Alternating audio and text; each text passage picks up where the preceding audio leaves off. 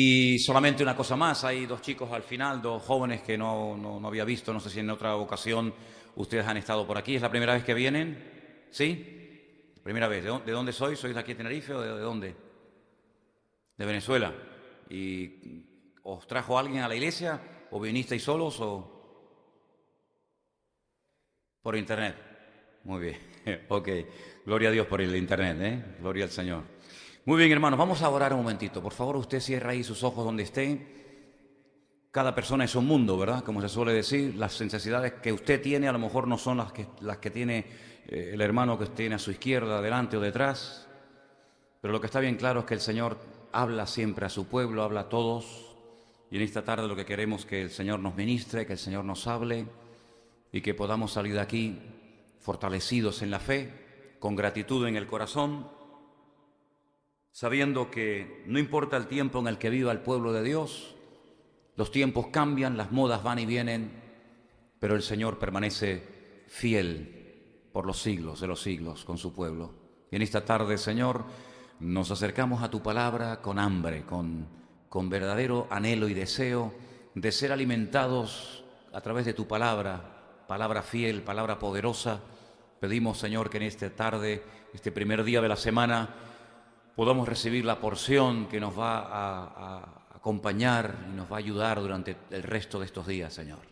Habla a tu pueblo, que podamos oír lo que el Espíritu hoy le dice a la iglesia. Te lo pedimos en el nombre bendito de Jesús. Amén. Amén. Volvamos a la porción que Priscila nos leía en esta tarde, por favor, que era esa porción que encontramos en el Evangelio según San Mateo. Sabemos que el ministerio del Señor Jesucristo se desarrolló en el tiempo del Imperio Romano.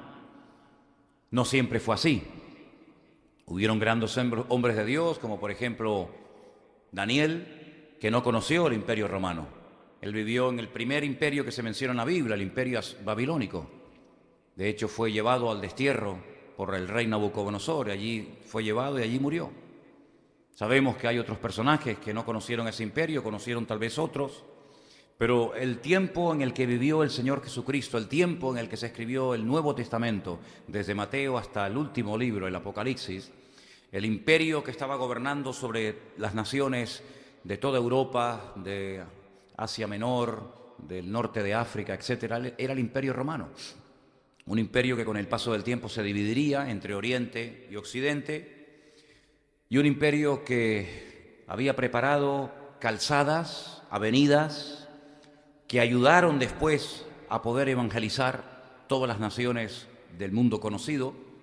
Y sabemos que incluso en España, en este país en el que vivimos, quedan todavía muchísimos vestigios y muchísimo testimonio de la presencia del Imperio Romano en España. Tenemos, por ejemplo, el famoso cabo de Finisterre, que era para los romanos el fin de la tierra. Tenemos el famoso acueducto de Segovia, un acueducto impresionante que servía para llevar el agua de un lugar a otro. Tenemos el segundo circo romano más grande de toda Europa. El primero es el construido por Vespasiano, el de Roma, y el segundo circo romano más grande en muy buenas condiciones, y lo conozco muy bien porque he estado recorriendo hasta el último rincón de ese circo romano. Está en Tarragona, la antigua Tarraco. Tenemos la famosa ciudad de Lugo, en el norte de España, en Galicia, con unas murallas que tienen más de 2000 años, muy hermosas, en un estado de conservación realmente extraordinarias. Tenemos puentes, tenemos un montón de vías que atravesaban España y llevaban directamente al corazón del Imperio Romano, la ciudad de Roma. Y ese fue el imperio que el Señor utilizó, que el Señor utilizó para que muchas profecías se cumplieran. Por ejemplo, una profecía que no podía haberse cumplido en otro tiempo de la historia era, por ejemplo, la forma como el Señor Jesucristo tenía que morir. Sabemos que los profetas, inspirados evidentemente por el Espíritu Santo de Dios, habían escrito que el Señor Jesucristo sería crucificado en una cruz. Ustedes pueden leer esto en los Salmos, pueden leer esto a través de la pluma del profeta Isaías y de otros, que Cristo no moriría ahogado, no moriría de una enfermedad, no moriría apedreado, no moriría quemado, sino que moriría crucificado. Y esa muerte la inventaron los romanos. Y por eso el Señor Jesucristo tuvo que nacer bajo el tiempo del Imperio Romano, porque si no, no se podía haber cumplido las Sagradas Escrituras, ¿verdad? Y es interesante notar cómo este pasaje que se ha leído esta tarde habla precisamente de un militar, de un centurión romano. Volvamos a Mateo capítulo 8, donde nos dice la palabra que en la ciudad de Capernaum, si os dais cuenta, la palabra, el nombre Capernaum es una palabra compuesta. Las primeras letras, Caper, que en hebreo es Cafer, significa pueblo. Y las últimas 4 letras que forman el nombre Nahum, a ustedes les tienen que sonar, porque hay un libro en nuestras Biblias que se llama el libro del profeta Nahum o Nahum. Entonces, Capernaum es el pueblo donde nació y vivió el profeta Nahum. Y esa ciudad aún existe, está en ruinas. La Capernaum de los tiempos de Jesús se puede visitar, la custodian la Iglesia Católica. Nosotros iremos la próxima semana a visitarla y todavía se puede visitar algunas viviendas. Y, por ejemplo, la más importante de todas es donde vivía nada más y nada menos que el apóstol Pedro. Es una ciudad portuaria. Las piedras que se utilizaron para construir la casa nos recuerdan mucho a las piedras de aquí, nuestras de las Islas Canarias, porque es una zona volcánica y las piedras que se utilizaron son de origen volcánico. Es una piedra muy negra. La arena de la playa que está al lado es de arena negra y parece que estás como si fueras en Tenerife, ¿no? Y en esta ciudad el Señor tiene un encuentro con un centurión romano, con una persona que él dice algo muy importante cuando se encuentra con el Señor y no sé si os habéis dado cuenta, dice: yo soy un hombre que está bajo autoridad. Estoy bajo autoridad, por eso puedo ejercer autoridad. Pero este hombre no viene a pedir por sí mismo. Él no está enfermo, él no necesita un milagro, sino que él viene a interceder. Si quieren, vamos otra vez a la porción de Mateo 8:5. Viene y le dice: Señor, mi criado está postrado en casa. Está paralítico, gravemente atormentado. Si realmente cuando este hombre se decide a ir a visitar al Señor es porque el problema no lo puede solucionar la medicina, si no, no hubieran molestado al maestro. Está en casa, postrado, paralítico, gravemente atormentado. Probablemente hubiera terminado muriendo. No sabemos exactamente de qué sufría, qué tormento es al que hace referencia a este hombre, pero lo que está bien claro es que este hombre sabía perfectamente que si no había una intervención rápida y milagrosa por parte del Señor, su criado terminaría muriendo. Ahora, expresa un interés por un criado realmente extraordinario. A mí me llama mucho la atención, porque si algo caracterizó al Imperio Romano era los crueles que eran.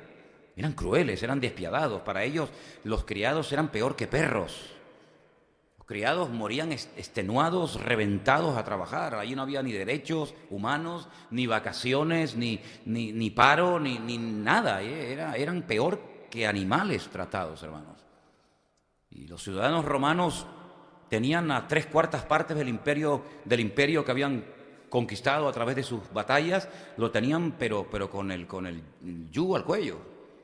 Los romanos no pagaban impuestos, los romanos se pegaban la gran vida, los que pagaban impuestos, los que hacían los peores trabajos, los que llevaban a las tropas romanas en galeras de un lugar a otro, eran siempre los criados. Los criados, ya te digo, eran peores que perros. De hecho, había una especie de escalafón. Había muchos tipos de criados. Estaban los doulos, estaban los ayos, estaban los ecónomos, estaban los superetas. Había diferentes niveles de esclavos. Y da igual al grupo al que pertenecieras, como tuvieras la desgracia de ser un esclavo bajo el Imperio Romano, amigo, era la peor tragedia que te podía ocurrir en esta vida. Ibas a morir, pues, quemado, y seguramente morirías muy viejo. No ibas a recibir ningún tipo de atención ni de cariño. Fijaros que, por ejemplo, hasta el mismísimo Señor Jesucristo, conociendo el estilo como trataban a los criados, dice: ¿y qué hombre cuando viene su criado después de haber trabajado en el campo de sol a sol le dice descansa, siéntate? No, le dice: y ahora me vas a poner de comer. Pero ni lo dejaba descansar, ni lo dejaba tomar un rato de alivio, sino: has trabajado en el campo de sol a sol, vienes reventado, has comido mal, has bebido poco agua, vienes sudado, vienes lleno de llagas las manos después de haber estado en el campo todo el santo día, pero todavía todavía te queda más trabajo que realizar. Ahora me tienes que lavar los pies, me tienes que dar de comer, me tienes que atender y después al final, pues te vas tú a dormir. Es una vida durísima. Sin embargo, este hombre es un hombre misericordioso, es un hombre que dice, oye, que yo no vengo a pedir por mí, que yo vengo a pedir por mi criado. Se ve que lo ama, se ve que verdaderamente este hombre tenía corazón, rompiendo la norma de la época. Le dice, tengo un criado que está postrado en cama. Y entonces el Señor en el versículo 7 le dice, bueno, pues vamos, si está atormentado y no puede venir el pobre hombre enfermo, vamos. Y me llama muchísimo la atención la respuesta del centurión. Y le dice, Señor, mira, yo no soy digno de que entres bajo mi techo. Solamente quiero que digas la palabra y mi criado sanará. Esto tiene una profundidad más de la que te puedas imaginar, ¿eh? Yo no sé lo que había hecho ese hombre en la casa. Yo no sé qué tipo de vida desordenada y lujuriosa había llevado este hombre en su casa, pero él sabe perfectamente que él no es digno de que el Rey de Reyes y el Señor de los Señores entre en su casa. Por lo tanto, Señor, yo no quiero molestarte porque sé que yo no soy digno de semejante honor. Yo lo único que te pido es el gran favor de que tú des la orden, cosa que yo no puedo hacer, dicho sea de paso, para que mi criado sea sanado. Esta palabra impactó tanto al Señor, pero antes de dar la palabra, este hombre le dice, yo soy un hombre que está bajo autoridad. Yo sé lo que es someterme, yo sé también lo que es obedecer, ¿sabes? No es que yo viva en una anarquía donde hago lo que me da la gana, no, yo estoy también sometido a autoridad. Por encima de mí hay personas a las cuales me tengo que someter. Y al mismo tiempo tengo bajo mis órdenes, tengo soldados. Y ahora pone un ejemplo muy fácil de entender. Yo le digo a uno ven para acá y viene, le digo a otro ve para allá y va y punto. Y no se cuestionan las órdenes. Así es el ejército. Tengas ganas o no tengas ganas, te duele la cabeza, quieras o no quieras. Si yo te digo que te pongas firme, te pones firme. Si te digo que vayas para allá, vas. Y es así el ejército, no hay derecho a réplica. Al oír Jesús todo esto, se maravilló y dijo, de cierto os digo que ni aún en Israel he hallado tanta fe. Ahora él menciona a su país, él no menciona a una nación extranjera, él menciona a su tierra, su país, su pueblo. Dice, yo en Israel no he encontrado a un hombre que tenga el concepto de fe y de autoridad tan claro como este centurión romano. Ahora, Israel no era un país en aquel tiempo pagano. En Israel estaba en pleno rendimiento, ya hacía mucho tiempo, el famoso templo de Jerusalén. El templo de Jerusalén era el centro religioso de la época. Era el lugar donde, entre comillas, Dios vivía, donde estaba la Shekinah, la gloria del Señor. Era el lugar donde Dios había dicho a todo su pueblo, tienen que subir varias veces al año a presentarse delante de mí con diferentes tipos de ofrendas. Y allí estaban los sacerdotes, los fariseos, los escribas. Allí estaba el templo, allí estaba el altar, allí estaba el arca de la alianza, allí estaba el menorá, allí estaba todo lo que el Señor había dicho que estuviera. Pero sin embargo, en aquellos lugares, en aquel ambiente religioso, el Señor dice que nunca encontró la fe que está viendo que este hombre tiene.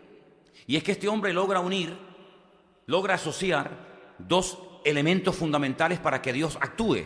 Y uno es la fe y otro es el concepto de autoridad.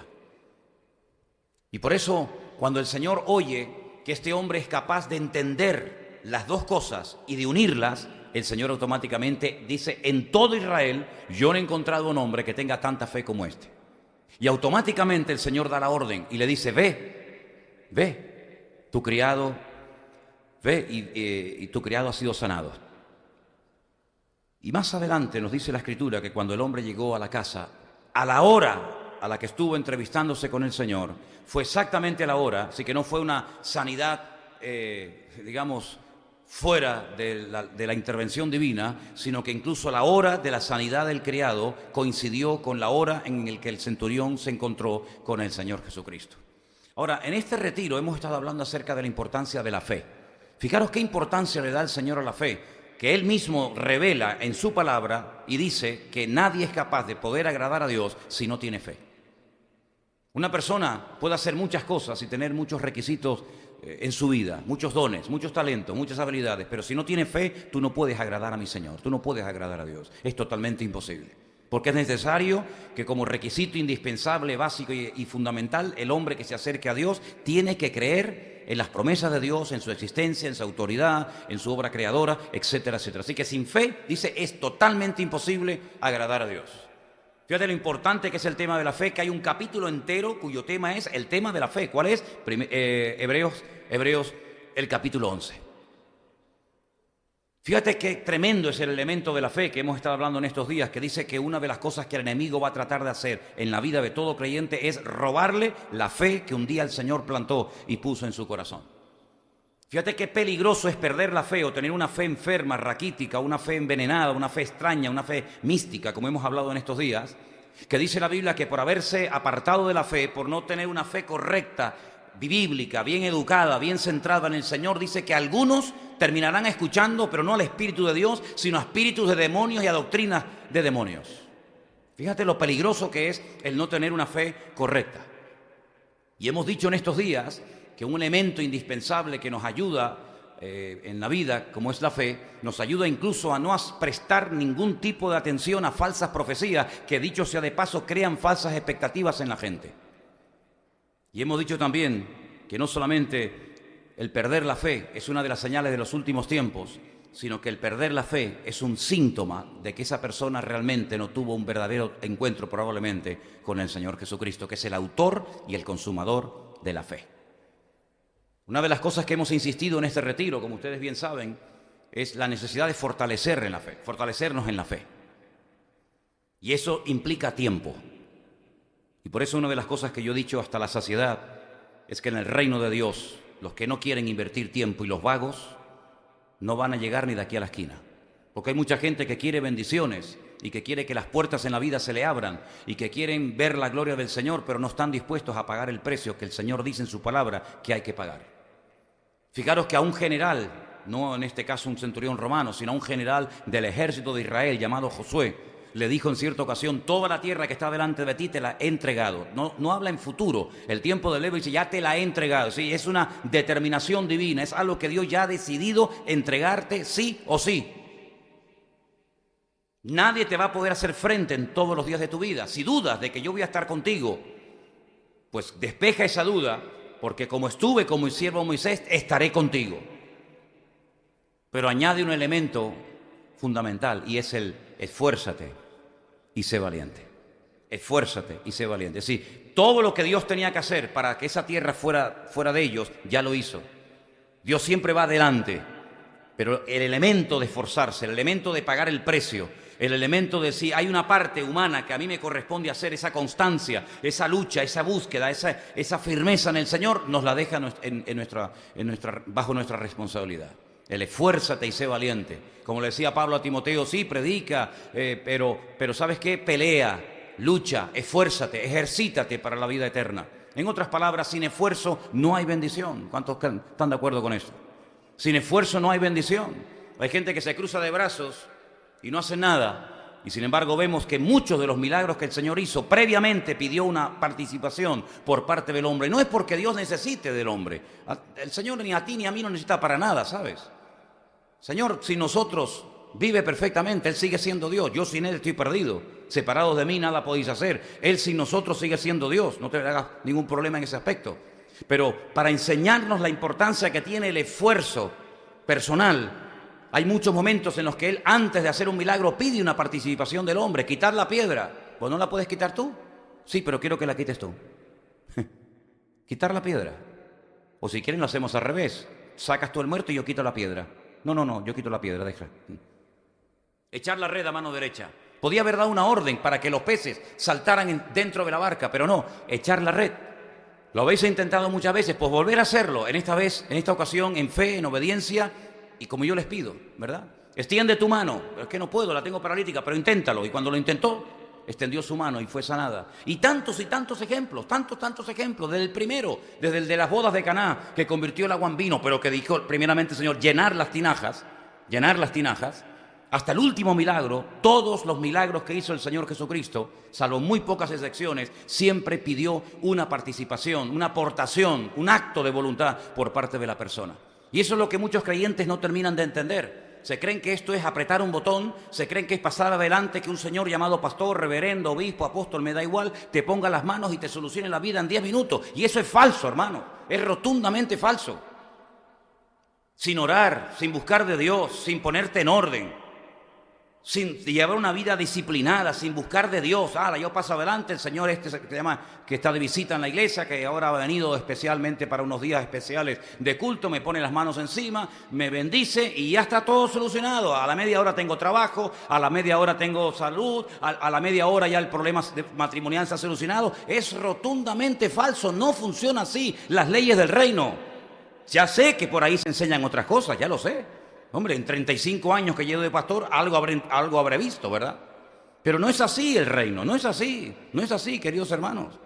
Las leyes del reino siempre hay una parte que Dios dice, no, muévete tú también, haz tú tu parte, querido. No dejes todo, ¿verdad? Bajo la responsabilidad del Señor. ¿Quién llevó la cruz? ¿Quién llevó la cruz? Cristo tuvo que llevarla. ¿Quién tuvo que ir a la cruz y estar allí desde las 7 de la mañana hasta las 3 de la mañana colgado, agonizando? Él tuvo que hacerlo, ¿verdad? Hay una parte siempre que nos corresponde hacer nosotros. Y con este tema de la fe, hermanos, para ser fortalecidos en la fe, hay una parte que el Señor ha puesto bajo nuestra responsabilidad. Y una de las cosas que hemos dicho, cuando tenemos una fe sana, una fe bíblica, una fe educada, una fe no fingida, como le decía, ¿os acordáis? Cuando decía Pablo a Timoteo, te admiro, de verdad, porque la fe que tienes, Timoteo, mi hijo, al que he engendrado, es una fe no fingida, le dice. Hay 42 versiones diferentes de ese texto bíblico. En la nuestra, la Reina Valera dice fe no fingida, pero hay 42 formas diferentes de traducir ese texto.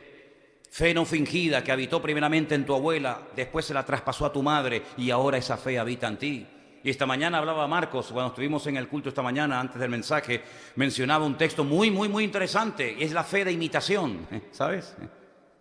¿Y esa cuál es? Pues la que dice Hebreos capítulo 12, considerad cuál haya sido la conducta de vuestros pastores, e imitad su fe. ¿Cuántos dicen amén? E imitad su fe. Por lo menos ten fe, aunque sea imitada, pero por lo menos imita lo bueno. Hemos dicho que una de las cosas que la fe verdadera nos ayuda, sobre todo en estos tiempos en los que el Señor permitió que viviéramos y que estuviéramos, es a entender, a discernir los tiempos en los cuales vivimos. Esta mañana nos visitaron algunos hermanos de Rumanía en el culto del Puerto de la Cruz. Ya algunos hermanos habían estado, pero vinieron algunos hermanos nuevos que están aquí de vacaciones en Tenerife. Y una de las cosas que hablaba con ellos y me preguntaban era acerca de los últimos tiempos, ¿verdad? Y yo le dije lo que les dije la semana pasada a ustedes desde este mismo púlpito. Tengo la sensación en mi corazón que la inmensa mayoría de los creyentes hoy en día están más preocupados por sus cosas particulares y personales, que se han olvidado y no son conscientes del tiempo en el que estamos viviendo. Y tengo la sensación que lo que pasó en los días de Noé es lo que está pasando hoy en día, que la gente no entiende que estamos a punto de que esto reviente y salga todo por los aires. Da la impresión de que, de que esto se va a mejorar. Es falso, hermanos. El mundo no va a ir a mejor. A mí me gustaría predicar lo contrario. ¿En qué se creen? ¿Que a mí me gusta hablar en estos términos? A mí también me gustaría decir, no se preocupen, hermano, dentro de 2 años esto va a ser una maravilla. No va a haber violencia, no va a haber agresividad, va a comenzar a llover como hacía antes, como el tiempo antiguo que llovía, ¿verdad? ¿Cuánto tiempo hace que no llueve en Tenerife? ¿Tú te acuerdas la última vez que cayó un buen chaparrón en Tenerife? Ni te acuerdas, ¿verdad? No, ni llueve, hermanos, ni llueve, los pantanos secos, violencia, agresividad, 40 y tantas mujeres han matado, asesinadas en este año en España, y ya verás que la cifra va a aumentar de aquí al 31 de diciembre. ¿Qué te crees? ¿Qué te crees? ¿Que Europa es el paraíso terrenal? ¿Qué te crees? ¿Que aquí la gente no se mata y no se odia y no hay violencia y no hay agresividad y no hay sequía y no hay miles y miles y miles y miles de abortos de criaturas que terminan en el cesto de la basura? ¿Qué te crees, hermano? La maldad va a ir en aumento. Y por haberse multiplicado la maldad, esto va a afectar incluso a aquellos que dicen que eran creyentes y se apartarán de la verdad, escuchando a espíritus engañadores y tendrán deseo de oír, pero no escucharán sana doctrina y palabra. Esa es la realidad espiritual de nuestros tiempos. Dice, y no entendieron hasta que Noé entró en el arca, pero ya era demasiado tarde, ¿verdad? Entonces, la prioridad no es tu problema, querido. Tu problema no es problema, problema para ti. La prioridad es buscar el reino de Dios y su justicia, y todas las demás cosas nos serán añadidas. Claro, es muy fácil cuestionar a Pedro cuando dudó del Señor, es muy fácil, o cuando lo negó, es muy fácil cuestionar al pueblo de Israel cuando hoy qué rebeldes que eran. Pero hermano, la iglesia lleva 2000 años para aprender un versículo y no termina de aprenderlo. Padres, ¿cuántos problemas habéis tenido con vuestros hijos? ¿Por qué? Porque no buscáis primeramente el reino de Dios y su justicia para que todo lo demás os venga por añadidura. Y llevamos 2000 años tratando de interiorizar estas verdades y no hay forma, Y por eso tenemos que comenzar a cambiar el chip. Y eso se consigue cuando nuestra fe es una fe, no una fe mística, no una fe extraña, llena de elementos a veces de superstición, ¿verdad? No se pueden ustedes imaginar a veces los mensajes extraños. Podéis abrir un poquito la puerta, hace mucho calor, si me hacéis ese favor. Esos mensajitos de, pastor, soy la hermana o el hermano tal, que no tengo ni idea de quién es, y me dice, le mando un texto bíblico. El Señor es mi pastor, nada me faltará. No rompa la cadena, siervo. No rompa la cadena, siervo del Señor. Mándelo a 20 personas más. Pero, ¿a qué estamos jugando? ¿Pero esto qué es? ¿La ouija cristiana evangélica? ¿Cómo que no rompa la cadena? Es que no me gusta que me hagan perder el tiempo con esas pavadas, con estas tonterías. Y si no le mando el mensaje a 20 hermanos, ¿qué pasa? ¿Me va a venir una maldición encima? ¿Qué me va a venir a mí encima? Se dice en la Biblia que el bien y la misericordia a mí y a ti como cristiano te va a seguir todos los días hasta el fin del mundo. ¿O no lo dice la Biblia? Entonces, ¿miedo de quién tenemos que tener? Gente se asusta, ay, lo que pasará el lunes, que van a aplicar el 155, como, pero tú qué sabes lo que es el 155, mijo. Como si tú fueras un experto en la Constitución. La primera vez en mi vida, y tengo 56 años, que oigo el artículo 155 fue la semana pasada. Ni idea tenía de lo que era eso. ¿Y qué dice el 84? ¿Tú sabes lo que dice el artículo 84 de la Constitución? ¿Lo sabes? ¿Y el 38? ¿Y el 23? A mí qué más me da lo que diga. A mí lo que me interesa es lo que dice mi Señor aquí en la palabra, que nadie te podrá hacer frente en todos los días de tu vida. Eso es lo que me interesa, nada más. Aleluya, nada más. Nada me da. Si se van los catalanes y se quedan los catalanes, si el Barcelona juega ahora con el Tarragona, a mí qué me interesa todas esas historias. Yo vivo en este mundo porque no me queda otro remedio, pero yo no soy de este mundo. Vivo aquí porque no me queda otra, ¿sabes? Pero como decía el apóstol Pablo, estoy aquí por el bien de ustedes, porque si fuera por mí, me iría ahora mismo con el Señor, dice, lo cual es muchísimo mejor, dice la Escritura, ¿no? Y por eso en estos días, en este retiro, fundamentalmente hemos hablado acerca de fortalecernos en la fe, y uno de los elementos, porque yo les hablé, si os acordáis, de que la fe tiene enemigos internos y externos, y uno de los peores enemigos de la fe es la pereza, la negligencia, si me entiende mejor, la vagancia. Por eso es muy fácil ir a una persona para que ore por ti, mandarle un WhatsApp para que ore por ti, mandarle un correo para que ore por ti. ¿Saben la cantidad de gente que nos escribe a nosotros cada día para que oremos por ellos? Si yo les leyera a ustedes los mensajes que yo recibo cada día, hermanos, si yo no supiera en quién he creído, yo estaría todo el santo día con una depresión impresionante. Me cuentan cada tragedia y a veces tengo la sensación de que el pastor es como si quisieran que ocupara el lugar del cura, cuando antiguamente, ¿verdad?, iban al confesionario y le contaban sus problemas. A quien usted le tiene que contar sus problemas, querido, es a su Dios. Yo le puedo dar un consejo, yo le puedo atender lo que usted quiera, pero no se confunda. Usted tiene que ir a la cámara secreta y su Padre que lo ve en secreto, desahóguese delante de su presencia y Él lo recompensará en público. Y ese versículo no es solamente para los pastores, ese versículo es para todo hijo y para toda hija de Dios que ha nacido de nuevo. Así que busque al Señor, lo primero que haga por la mañana, busque del Señor. Humíllese delante de la presencia del Señor, fortalézcase en la fe y ya verá cómo no tiene tiempo ni para deprimirse, ni para pecar, ni para mirar lo que no tiene que mirar, ni para desear lo que no tiene que desear. Usted tiene que invertir tiempo en su fe, porque es uno de los regalos más hermosos que el Señor ha puesto dentro de su corazón. Ahora permanece en la fe, la esperanza y el amor, estos tres dice la Biblia, y hay que mantenernos, ¿verdad?, activos en el reino, alimentar la palabra, la fe con la palabra de Dios. Puse una lista, ¿os acordáis la lista que os puse en la pizarra? Nombres como Jonathan Edwards, Hudson Taylor, Spurgeon, Muddon, hombres de Dios, ¿verdad? Que se iban al campo misionero con lo opuesto, sin nada, sin ningún tipo de respaldo ni nada, pero se iban por un llamado de Dios y el Señor los ayudó y pusieron el mundo, permítame la expresión, patas arriba, hombres de fe. Eso es lo que tenemos que leer. Y eso es lo que va a despertar esa chispa de la fe en nuestros corazones. Y vamos a poder vivir en victoria en estos tiempos peligrosos. Y vamos a ver cosas tremendas. Me decía, o nos decía nuestro hermano Luis el otro día, fíjate tú de lo que estamos hablando, de Canadá. Es uno de los países con una cultura y un nivel alucinante. Pues ya aprobaron el que se pueden casar con animales. ¿Cómo voy a casar yo con un animal? Sí, ustedes saben que Trotsky está enamorado de mí, ¿no? Trotsky, para los que no sepan, es mi perro. Oye, ha sido algo terrible. Lo habéis visto en el retiro, ¿no? Terrible, terrible. Que si estuviera ahora mismo aquí, yo lo llamo ahora mismo, no lo voy a... pero él me está oyendo, ¿eh? Yo lo llamo ahora mismo y te prometo que se sube aquí y no se despega de mí. Pero bueno, eso es una cosa y otra cosa que diga, hermanos, tengo que contarles algo. La semana que viene quiero invitarles a mi enlace de bodas. Voy a casarme con Trotsky. ¿Pero esto qué es? ¿Esto qué es? Pues esto es el principio del fin. ¿Saben que en Barcelona hay iglesias que casan a homosexuales? ¿Qué les parece? ¿Saben que hay iglesias donde los pastores hablan abiertamente de que son homosexuales? ¿Pero cómo puede ser eso? Hermanos, esto no ha hecho más que empezar. Por eso yo he sentido en mi corazón que en estos tiempos, en este retiro especialmente, el tema que teníamos que tratar era el de fortalecer nuestra fe, porque el mundo está haciendo todo lo posible por envenenar nuestra fe, por confundir a la iglesia, por crear y poner una preocupación. Ocupación es una cosa y preocupación es otra.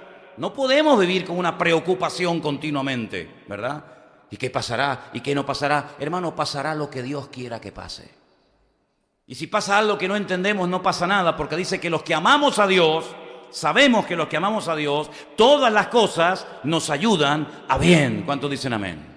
Miren, este hombre de la historia, este centurión romano, cuando el Señor dice, ve, tu criado ha sido sanado, él no sintió nada. ¿Qué sintió el centurión? No sintió nada. No pidió una prueba de, bueno, pero ¿y cómo me voy yo a mi casa con la seguridad de que tú has respondido a mi oración? No hace falta. ¿De qué se fió este hombre? ¿De lo que sintió? No. ¿De lo que tocó? No. ¿De lo que vio? Tampoco. Se fió de la palabra. ¿De la palabra de quién? De la palabra de Cristo. Y con esa actitud de confianza que el Señor me ha dicho que mi criado y mi problema ha sido en este mismo instante sanado, se fue. Porque le creyó al Señor, le creyó a su palabra. Y hermanos, ¿cuánto más nosotros? ¿Cuánto más nosotros? Porque este hombre, que yo sepa, tuvo una conversación de poquitas palabras con el Señor.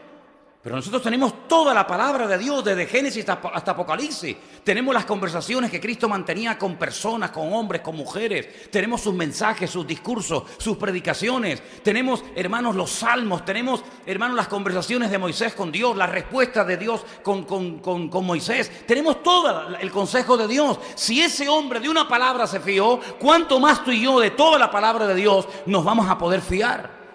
Y ese es el nivel de fe al que tenemos que llegar. De no solamente decir, no, yo creo en Dios, porque yo dije en el retiro que uno de los creyentes que nunca ha perdido la fe, que nunca ha dudado, nunca ha dudado de que Dios existe, de que Jesucristo murió, de que Jesucristo resucitó, de que Jesucristo ascendió, de que Jesucristo volverá, nunca, jamás ha perdido la fe.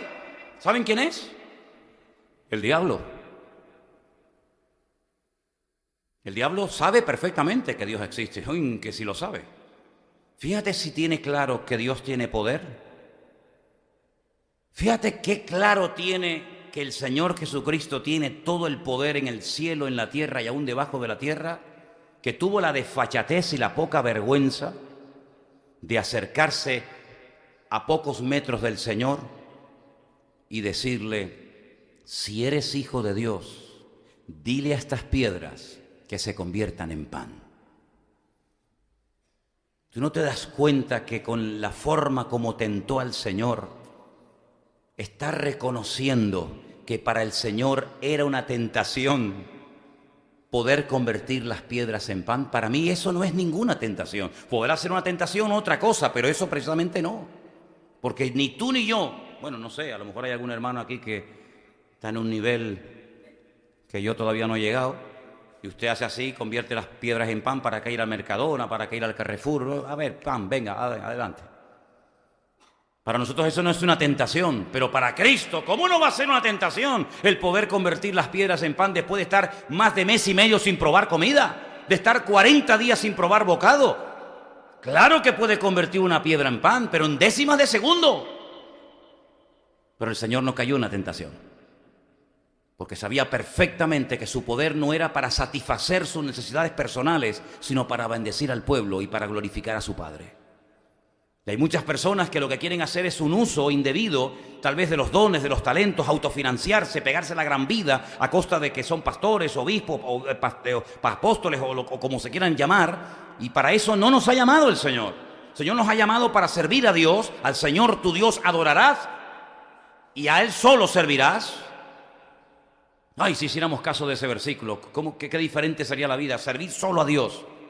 Qué diferente sería la vida, porque la primera parte la tenemos clarísima, clarísima. Al Señor tu Dios adorarás. ¿Y qué pasó cuando entendimos la primera parte del versículo? Por fe, ¿no? Por fe entendimos que no se puede adorar a nadie más que al Señor. Automáticamente dejamos de adorar. ¿A quién? Bueno, pues yo no sé a quién adorabas tú. Unos adoraban a San Donato, otros a la Virgen de Guadalupe, otros a la Virgen de Macarena, otros a la Virgen de Coromoto, otros a la Virgen no sé qué. Pero mira cómo por la fe entendiste ese conjunto de verdades. Al Señor tu Dios adorarás. Se acabó la idolatría radicalmente en nuestra vida. Tú no podrás entrar nunca a la iglesia de un pastor, de una iglesia evangélica, al hogar de un cristiano evangélico, y no vas a encontrar imágenes nunca. Y si las encuentras, que ese hombre no ha entendido nada. ¿Por qué? Porque entendimos clarísimamente que solamente en esta vida se puede adorar a Dios. Pero ¿y por qué no tenemos también tan claro la otra parte del versículo? Al Señor tu Dios adorarás, y todos dicen amén, y a Él solo servirás. Esa parte no la tienen muchos tan clara. Esa parte no la tienen tan clara. Si tuviéramos tan claro los creyentes el servir a Dios como tenemos claro el concepto de no adorar a nada ni a nadie, solamente al Señor, nuestras vidas sería algo realmente extraordinario, extraordinario. Pero muchas veces no es así. Nos servimos a nosotros mismos, servimos de formas incorrectas y equivocadas, y por eso en este campamento, en este retiro, se ha enfatizado el tener una fe bíblica, no una fe mística, no una fe basada en experiencias personales, porque la fe está basada en un elemento para mí fundamental, la verdadera fe, y es en el conocimiento, en la revelación escrita de la palabra de Dios. Y yo puse un ejemplo personal, lo que me pasó a mí cuando llegué por primera vez en mi vida a una iglesia evangélica, porque yo no nací en un hogar evangélico, como algunos de ustedes. Cuando yo llegué a una iglesia evangélica por primera vez, yo no creía en Dios, ni en papa, ni en cura, ni en reverendo, ni en nadie. Y yo evidentemente necesité fe en ese momento para poder creer en lo que me decían que era necesario creer. Por ejemplo, en Dios, por ejemplo, en la Biblia, en el cielo, en el infierno, en la obra de Cristo. ¿Cómo voy a creer en eso si no tenía fe? Entonces Dios me tuvo que dar en ese momento esa chispa, ¿verdad?, para que el motor se pusiera en marcha. Pero es que yo no necesito más fe para creer que este libro es la palabra de Dios. Yo no necesito fe para creer que Dios es mi Padre. Yo no necesito fe para creer que solamente Cristo es el camino, la verdad y la vida. ¿Por qué? Porque ya he llegado a un nivel, como espero que muchos de ustedes hayan llegado, a un nivel de conocimiento que yo sé, estoy plenamente convencido, aunque me maten a palos, que Dios existe. Y me han preguntado en alguna ocasión, ¿y no has dudado después de haber reconocido de Él? Jamás. Es que es imposible. ¿Cómo voy yo a dudar de que soy un hombre, hermanos? Yo no me levanto por la mañana y me miro al espejo y digo, ¿seré una mujer en el cuerpo de un hombre? En mi vida yo he pensado en esas vainas. En mi vida. Tengo clarísimo que soy hombre, que soy blanco, ¿no? Tengo clarísimo. No tengo una lucha interior con mi identidad. No tengo una insatisfacción en mi vida, sí, pero no sé, yo siento una cosa rara, ¿no? Yo no siento nada raro, ¿sabes? Yo tengo clarísimo esto, te lo puedo asegurar. Y como creyente, después de haber conocido al Señor, tengo clarísimo que el que me liberó a mí, el que me sanó a mí, y el que me, sanó, liberó y salvó, es el mismo, mi Señor Jesucristo. Y he hablado con rabinos, he hablado con budistas, he hablado con musulmanes, he hablado con todo tipo de gente, santeros, macumberos, de todo lo que te puedas imaginar. Pero yo sé en quién he creído. Yo sé en quién he creído. Y cuando voy a Israel, no voy para a ver si encuentro allí algo que no tengo. No, ya estoy completo en el Señor, ¿sabe? Yo estoy completo en el Señor. Y si quieren, yo oro por ustedes. Y si quieren, mírenme a mí. Porque dice la Biblia que hemos sido aceptados por Cristo en el amado. Y nuestra vida está escondida con Cristo y Cristo en Dios. ¿Cuántos dicen amén? Cuando tú tienes claras las ideas, pues pasa lo que yo comentaba esta mañana en el culto, para los que no estuvieron. Volvieron a Jerusalén después de haber adorado, volvieron a Jerusalén con gran gozo. ¿Has leído ese versículo? Este hombre, este centurión, no le dijo, pero nada más, así, me voy ya. No sé, dame algo, ¿no? A veces dice, bueno, tiene que dejar una señal, ¿se acuerdan? Aquí en el rastro a veces no dicen ustedes, bueno, deje una señal, aunque se ha dicho que no se puede. No me hagan caso, es un ejemplo malo. Pero a veces dice, bueno, usted, mire, me interesa alquilar aquella casa. Sí, pero me tiene que dar una señal porque si viene otra... No, ¿cuánto le dejo? Déjeme tanto y le dejas una señal. ¿O quieres comprar un coche? Vale. Este hombre podía haberle dicho, bueno, pero no sé, hazme algo, dame algo para saber que cuando llegue a mi casa, la respuesta a mi petición ha sido oída. No tuvo que pedir nada, se fió de la palabra del Señor. Se fió, él le dijo, vete, y él se fue y punto. Como aquellos leprosos. Señor, ten misericordia de nosotros, vayan a Jerusalén, muéstrense a los sacerdotes. No sintieron nada, no vieron nada, pero en el camino fueron sanados. Le creyeron al Señor, le creyeron a Dios. Señor, ¿eres tú o no eres tú? Es que no se ve muy bien, es que es muy tarde, es que hace una niebla. Si eres tú, déjame caminar contigo, ven. Y él salió y caminó. No le dijo, pero no puedes venir aquí a darme la mano. No sé, échame una mano. Hermano, eso es fiarse totalmente de la palabra de Dios. Algunos dirán, bueno, eso se llama fe ciega. No, la fe no es ciega. La fe no es ciega. La fe es certeza, es seguridad, es convicción absoluta de que mi Dios lo que ha dicho lo cumple y no me va a abandonar. ¿Cuántos dicen amén? Y así como yo quiero vivir mi vida, y así como yo quiero también que ustedes vivan la suya. ¿Qué dice el Señor? Voy a estar contigo todos los días hasta el fin del mundo. Amén, punto. Es que hoy me duele aquí un poco el lumbago, es que hoy estoy un poco desanimado. ¿Y qué, mijo? ¿Y qué? Como si el Señor dependiera de tu estado de ánimo o de tu salud para estar contigo, para dejar de estar. El Señor va a estar contigo, lo sientas o no lo sientas, porque Él es fiel a su promesa. ¿Cuántos dicen amén? Y esa es la forma como el Señor quiere que vivamos en estos tiempos. No dependiendo de me llamarán, no me llamarán y se acordará de mí. Usted no puede depender de los hombres para estar bien o para estar mal, para dormir en paz o para no pegar ojo en toda la noche. Usted tiene que depender de la palabra escrita de Dios. ¿No dice la Biblia que todas sus promesas son sí y amén en Cristo Jesús? Hermanos, somos la sal de la tierra, somos la luz del mundo. Tenemos que fiarnos. En estos días hemos visto miles y miles de personas que han estado allí horas y horas, acampados, durmiendo. ¿Por qué? Porque un hombre les prometió que durante el día proclamaría la independencia. Y estaban todos allí esperando. No lo hará, ahora nos vamos, ahora venimos. Pero se fiaban. ¿Y cuántos se fueron desilusionados? ¿Y cuántos volvían? ¿Y cuántos regresaban? ¿Por qué? Porque confiaban en que aquella persona cumpliría la promesa. Pero nosotros no somos así. La cumplirá, no la cumplirá, vendrá, no vendrá, me ayudará, no me ayudará, estaré bien. Tú estarás como el Señor quiera que estés, siempre y cuando tú estés en el centro de su voluntad. ¿Cuántos dicen amén? Y esa es la fe verdadera del creyente. Una fe a prueba de bombas, una fe que aguanta críticas, que aguanta calumnias, que aguanta persecuciones, que aguanta lo que sea. Como decía Pablo, nadie estuvo a mi lado, créetelo, hijo, nadie estuvo a mi lado. Me sacaron de la celda, me llevaron al juicio y ni un hermano estuvo a mi lado. Pero ¿cómo puede ser? ¿Dónde estaba Priscila? ¿Dónde estaba Aquila? ¿Dónde estaba Timoteo? ¿Dónde estaba Tito? ¿Dónde estaba Silvano? ¿Dónde estaban? Nadie estuvo a mi lado, dice Pablo. Todos me desampararon. Dice, no les sea tomado en cuenta. Te lo cuento para que lo sepas, pero no porque estoy hecho polvo. porque el Señor estuvo a mi lado y me dio fuerzas y fui librado de la boca del león. A Él sea la gloria por los siglos de los siglos. Amén. Aleluya. Se fueron todos, Demas se fue por aquí, el otro se fue por allá. Dice, pero el Señor estuvo a mi lado. Padre y madre te podrán incluso hasta abandonar y hasta vender. ¿O quién vendió a José? ¿Quién vendió a José? Su propia familia. Sus propios hermanos lo traicionaron y lo vendieron. ¿No dice uno de los salmos, el hombre de mi confianza levantó contra mí su calcañar? ¿Quién traicionó a Cristo? ¿Quién vendió a Cristo? ¿Quién apuñaló por la espalda a Cristo? Aunque por delante te doy un besito, pero por la espalda te mato. Uno de los discípulos de él, Judas. ¿Quién lo negó? Uno de sus discípulos.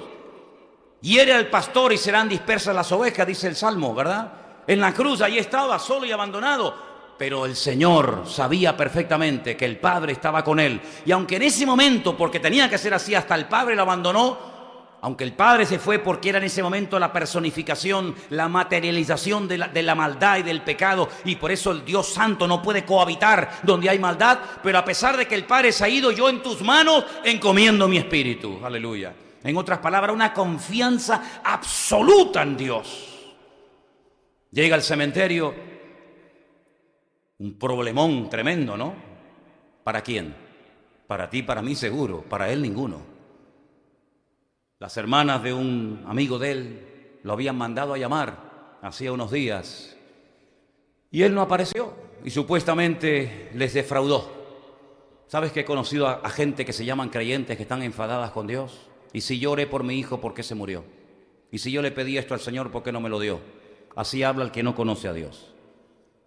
El que conoce a Dios dice, aunque me mates, te voy a seguir adorando. El que conoce a Dios no se enfada con Dios. El que conoce a Dios dice, aunque mi carne se deshaga y se me caiga a trozos como si fuera un leproso, te seguiré adorando porque yo sé que mi Redentor está vivo. Fíjate la diferencia. ¿Te das cuenta? Los problemas lo fortalecen, no lo hunden. La madera, la fe verdadera del creyente se nota en la adversidad, en la tormenta, en la prueba, no en la prosperidad y en la bendición. Ahí todo el mundo es bueno, ¿verdad? Pues ¿sabes qué, hermanos? Nosotros tenemos que tener esa fe inconmovible. Dice que es como un ancla, un barco enorme, un transatlántico imponente, miles de toneladas. Lanzan el ancla por la borda y ese barco queda anclado al fondo y no hay quien lo mueva, amigo. Y dice la Biblia que el ancla de la fe es la que tenemos que tener firme, puesta, pero no pongas el ancla en la arena, porque como venga la marea, arrastra del barco. Echa el ancla en rocas para que trinque los dientes del ancla y ahí no se mueva, hermanos. Y nuestra roca inconmovible es nuestro Señor Jesucristo, hermanos.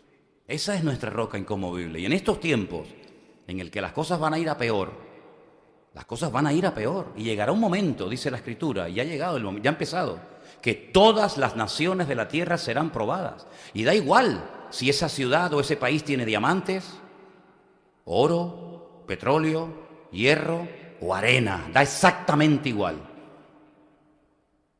Todas las naciones de la tierra van a ser probadas, pero hay una promesa que el Señor nos dio cuando abrimos esta obra hace ya 15 años o 16 años atrás. Aunque tienes poca fuerza, por cuanto no has negado mi nombre ni mi palabra, yo te guardaré de la hora de prueba que ha de venir sobre todas las naciones de la tierra. Y entendemos que estamos en un oasis donde el Señor nos tiene alimentándonos con su bendita palabra y con su hermosa presencia cada día. Y estamos viendo cómo se desmorona esto, cómo se desmorona lo otro, cómo España está a punto de dividirse en 20.000 pedazos, cómo los gobiernos caen, cómo naciones con una riqueza espectacular están en la más absoluta ruina, cómo países así, que no tienen absolutamente nada, son capaces de estar como cabeza y no como cola, cosas realmente extrañas. Pero en estos tiempos finales, pongamos nuestra confianza y pongamos nuestra mirada en nuestro Señor Jesucristo. ¿Cuántos dicen amén? Cierra tus ojos ahí donde estás, por favor. Entrégale tus emociones, tus heridas al Señor, tus sentimientos. Deja que el Señor sea tu fuente de inspiración.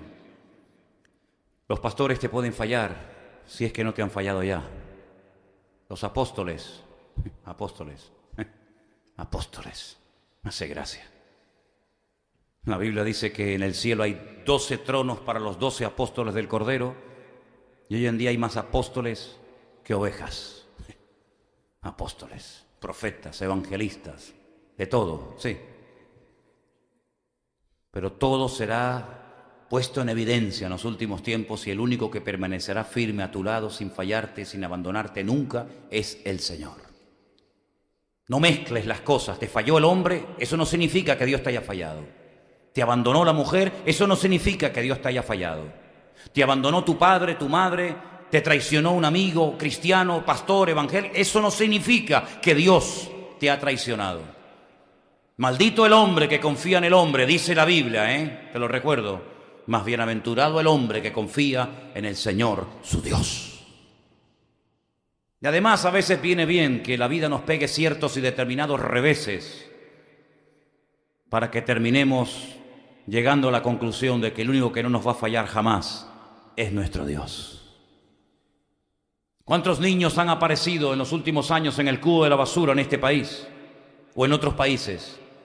Hasta una propia madre puede llegar a vender y a tirar al cubo de la basura a un hijo. Pero aunque tu padre y tu madre te abandonen, yo nunca te abandonaré, dice el Señor, sino que estaré contigo todos los días hasta el fin del mundo. Aleluya. El desconocer las Escrituras impide que tu fe sea una fe fuerte y firme en los caminos del Señor. Por eso tienes que volver a la fuente, volver a la palabra, meterte con Dios. Ven al Señor, refúgiate, escóndete en Dios y deja que Él tome control de tu vida. Bendito sea tu nombre, Señor. Quiero que ahí donde estás le digas al Señor: Señor, ayúdame, fortalece mi fe, Padre, para que yo pueda ser un hombre de Dios, una mujer de Dios, para que en mi hogar tu presencia esté de noche y de día y yo pueda estar siempre mirándote a ti, Señor. Te adoramos, Señor. Tú eres digno de toda gloria. Tú eres digno de alabanza, mi Dios. Aleluya. Guárdanos a todos y a cada uno de los presentes, Señor, en la palma de tu mano, Padre. Y que venga lo que venga y pase lo que pase, tú nos ayudes. Aleluya. Aleluya.